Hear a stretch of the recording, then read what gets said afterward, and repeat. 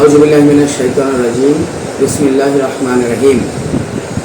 আমি মোহাম্মদ কামরুজ্জামান খান, জালকাঠিয়া 1 রাজাপুর কাঠালিয়া জাতীয় party GM কাদের সাহেবের মনোনীত প্রার্থী হিসেবে কাজ করছি এবং রাজাপুর কাঠালিয়া জাতীয় পার্টি সংগঠিত করার দায়িত্বে অধিষ্ঠিত আছি। একটি সুখবর দিতে চাই আপনাদের। জাতীয় পার্টি অনেক ভাঙাগড়ার মধ্য দিয়ে আজকে 35টি বছর এদেশে টিকে আছে। এরশাদের 9 বছরের শাসন, এদেশের ইসলামিক দিকগুলো কায়েম, শুক্রবারের ছুটি এবং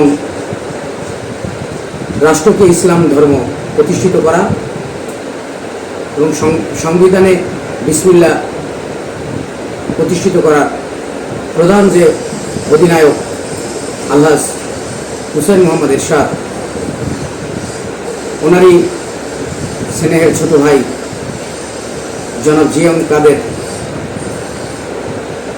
ওনারই আশ্বাসে রাজাপুর কাঠালিয়ায় আমি দীর্ঘ বছর ধরে কাজ করছি। রাজাপুর কাঠালিয়াবাসী জাতীয় পার্টির একসময় উন্নয়নের রূপকার ছিল। ওই অঞ্চলে যত উন্নয়ন হয়েছে জাতীয় পার্টির হাত ধরেই হয়েছে। সেই জাতীয় পার্টি এখনো, আমি বিশ্বাস করি, ঘরে ঘরে এখনো জাতীয় পার্টির কর্মী রয়ে গেছে। আপনাদেরকে একটি সুখবর দিতে চাই, আপনারা আর ঘরে বসে থাকবেন না, আপনারা চলে আসুন। জাতীয় পার্টি নির্বাচন করার মতো সকল যোগ্যতা আছে এবং নির্বাচন কমিশনার নিজে বলেছে জাতীয় পার্টি নির্বাচন করতে কোনো বাধা নেই। তারা সংলাপে অংশগ্রহণ করতে না পারলেও নির্বাচন করতে তাদের কোনো বাধা নেই, যেহেতু তারা একটা বৈধ নিবন্ধিত দল। তাই আমরা কারো ভয় দিতে ঘরে বসে থাকব না। আমরা আমাদের কাঙ্ক্ষিত অর্জন রাজপথে থেকে আদায় করে নেব। তাই আমি আপনাদের সাথে আছি ইনশাল্লাহ। জীবনের শুরু থেকে জাতীয় পার্টি করি, জীবনের শেষ পর্যন্ত আমি আপনাদের সাথে থাকবো, আপনাদের পাশে থাকব।